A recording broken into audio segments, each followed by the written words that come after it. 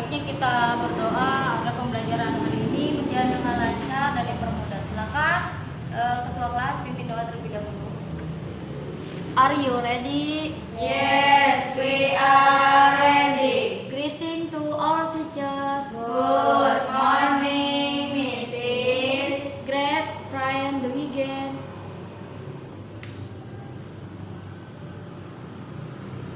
Finish. Oke, sebelum pembelajaran dimulai, Ibu absen dulu ya. Ina Barwati, hadirah.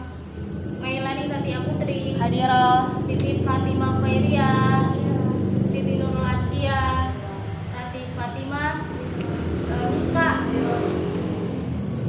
Nah, udah Ibu absen, sepertinya hari ini masuk semua ya? Iya, Bu. Alhamdulillah ya, hari ini kita masuk semua, diberikan kesehatan, supaya kita dapat melakukan pembelajaran kali ini. Ada yang mau bantu Ibu untuk tempel ini? Miska. Ya. Miska. Cepetan. Miska terus. Lupa ya? Ayo Miska. Ibu lupa mungkin tapi mau pakai ini. Ibu lupa.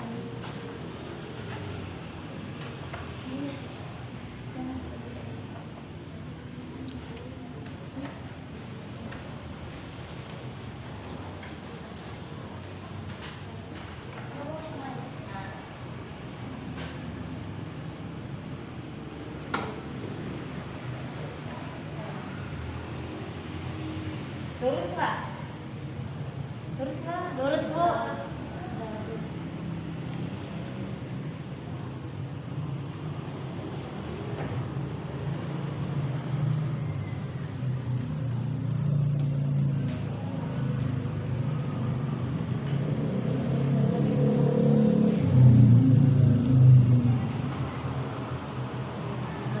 Oke, makasih Miska.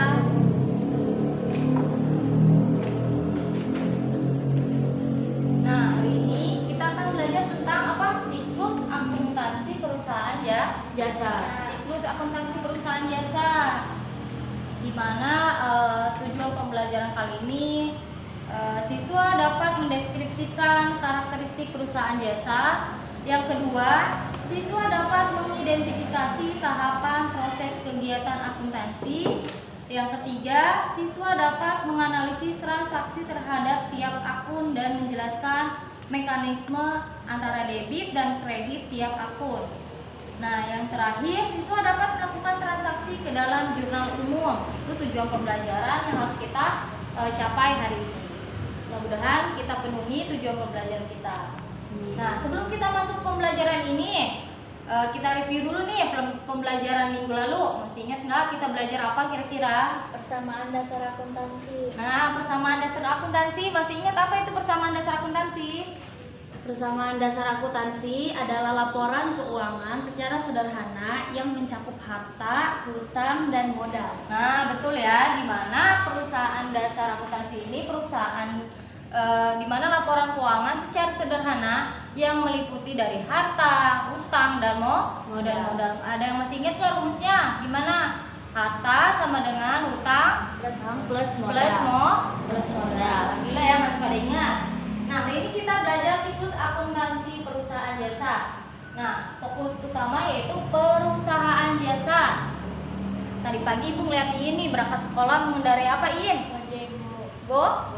Gojek atau ojek online. Nah, ojek online ini adalah salah satu perusahaan jasa karena dia menjual produk sebuah layanan ini tuh dilayani untuk pergi ke suatu tempat yaitu ke sekolah. Nah, itu perusahaan jasa. Bahkan semakin canggihnya perusahaan jasa di bidang ojek online ini tidak hanya bisa mengantarkan manusia atau kita, tapi bisa mengantarkan makanan, betul, barang tuh semakin canggihnya. Jadi perusahaan jasa ini merupakan perusahaan yang menjual produk berupa layanan serta bersifat tidak berwujud. Berbeda hanya dengan perusahaan dagang. Kalau perusahaan dagang itu ada wujudnya atau ada barangnya yang mereka jual.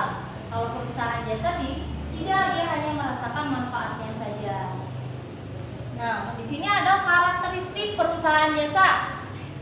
Karakteristik perusahaan jasa yang pertama tidak berwujud. Tadi ya, jadi perusahaan jasa dia hanya sebuah layanan atau manfaatnya saja yang dapat dirasakan. Jadi ketika kita membeli produk perusahaan jasa itu tidak dapat disimpan, jadi hanya sekali pakai saja. Yang kedua, tidak dapat dipisahkan. Jasa dihasilkan dan dikonsumsi secara bersamaan. Oke, yang ketiga yaitu keberagaman. Jelas ya, jenis dan kualitas perusahaan jasa itu sangat berbeda-beda. Tadi tuh contohnya ada ojol, ojek online, ada apa lagi?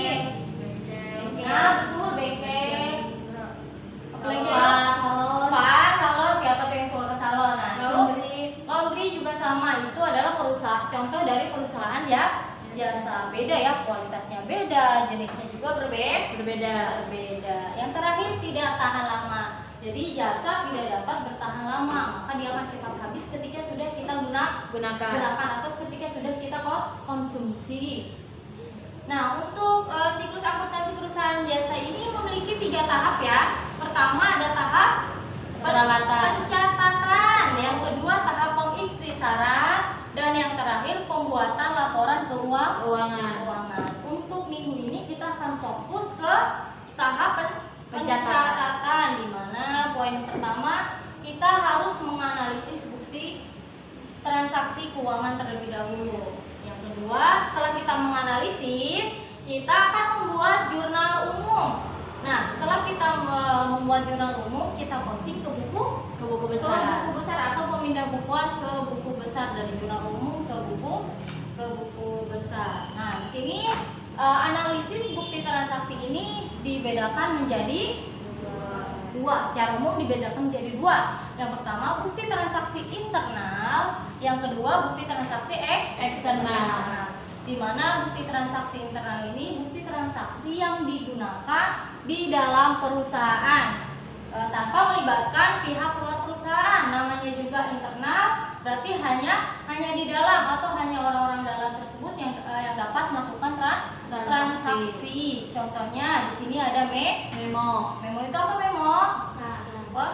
Kayak semacam pesan atau surat perintah dari atasan kepada bawahan yang meliputi atau yang melakukan sebuah aktivitas yang bersangkutan dengan keuangan. Yang kedua ada bukti kas masuk. Ini biasanya dikeluarkan oleh bagian keuangan sebagai tanda bahwa telah terjadinya kas masuk pada perusahaan tersebut.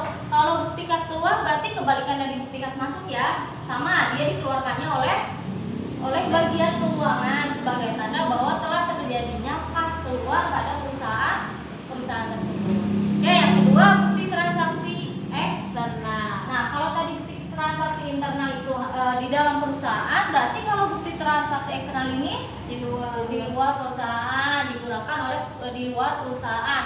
Baik transaksinya itu yang digunakan oleh pihak perusahaan tersebut ataupun pihak luar perusahaan. Di sini ada contohnya. Yang pertama, kwitansi. Ibu tanya nih, kalau kalian bayaran di bagian keuangan, biasa suka dikasih nggak kwitansi? Suka.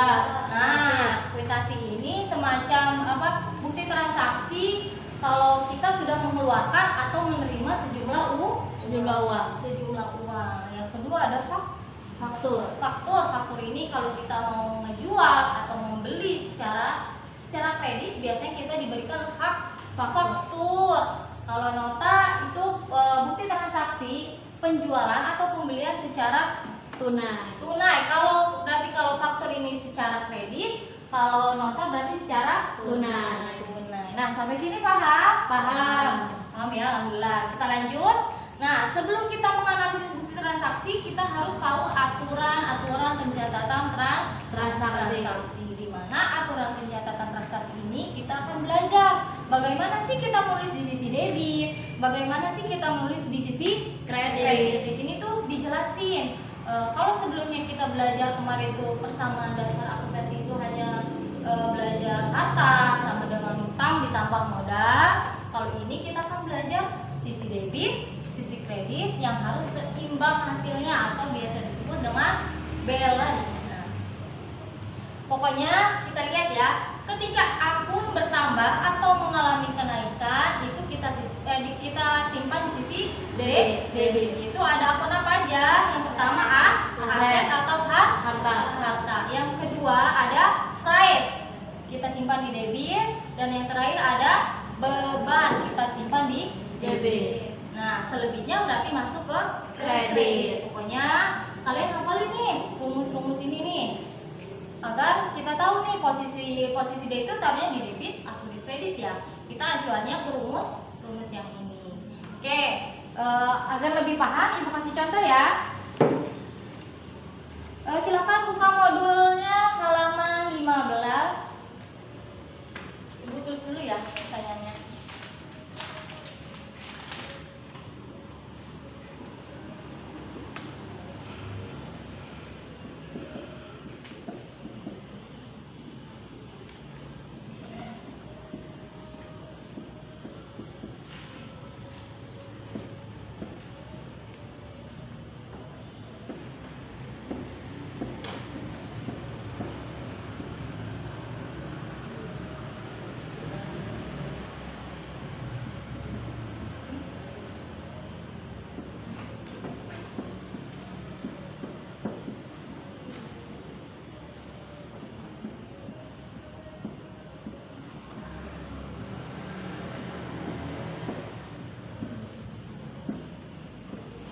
Oke, lihat modulnya halaman 15, di mana pada bulan Februari tahun 2020 Anita mendirikan sebuah laundry yang bernama Laundry Amanah. Nah, transaksi yang terjadi sebagai berikut. Pada bulan Februari tanggal 1, Anita menyetorkan uang tunai sebesar berapa ini? 15.400.000 rupiah sebagai modal awal. Nah, kali ini kita fokus ke menyetorkan uang tunai. Nah, ingat ya, ketika kita menyetorkan uang tunai, maka perusahaan kita akan menerima sebuah uang. Nah, ketika uang itu masuk, biasanya masuk ke dalam kas. Berarti di sini kas kita akan mengalami kenaikan. Maka disimpannya, lihat, kas ini masuk ke dalam akun aset atau harta. Ketika kas kita mengalami kenaikan atau bertambah, kita simpan di sisi mana? Debit. Nah, bagus. Sudah pada debit kan? Kita di sisi debit. Untuk yang kedua, kita fokus ke modal awal. Lihat rumus. Ketika modal mengalami kenaikan atau bertambah, mengalami kenaikan, lihat modal atau ekuitas mengalami kenaikan, maka kita akan simpan di sisi kredit. Tadi apa ini? Modalnya bertambah, maka kita simpan di sisi kredit. Nah, sampai sini paham? Paham. Nah, di sini Ibu punya kartu, di mana kartu ini berisikan jawaban sama pertanyaannya. Metode ini biasa disebut dengan metode make and match atau mencari pasangan ya, bukan pasangan hidup tapi mencari pasangan atas antara jawaban dan pertanyaan. Bagi kelompok yang mendapatkan pasangannya yang paling awal, Ibu akan kasih nilai plus atau poin plus ya, nilai tambahan pokoknya. Setelah mendapatkan pasangan yang masing-masing, nanti presentasikan hasil kartu-kartu di sini, oke? Oke, Bu. Paham nggak? Paham. Paham ya? Biar adil Ibu kocok nih. Mau mulai dari mana nih? Dari mana? Dari sini ya. Oke, silakan ambil. Jangan dulu dibuka. Tunggu teman-teman yang lain. Nanti cari ya kelompoknya. Oke, silakan buka dan silakan cari pasangannya yang sesuai. Ayo.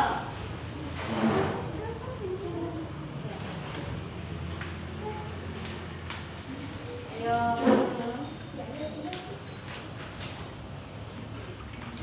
Siapa nih kelompok siapa yang awal ini ya? Kelompok ini ya. Kelompok Iin sama Miska yang paling duluan. Berarti kelompok Iin sama Miska sama Ibu akan dikasih poin plus. Oke, coba presentasikan nih. Kamu dapat jawaban atau pertanyaan, Miska? Jawaban. Berarti pertanyaan dulu Iin, bacain. juta rupiah. Jawabannya, peralatan di debit, utang usaha di kredit.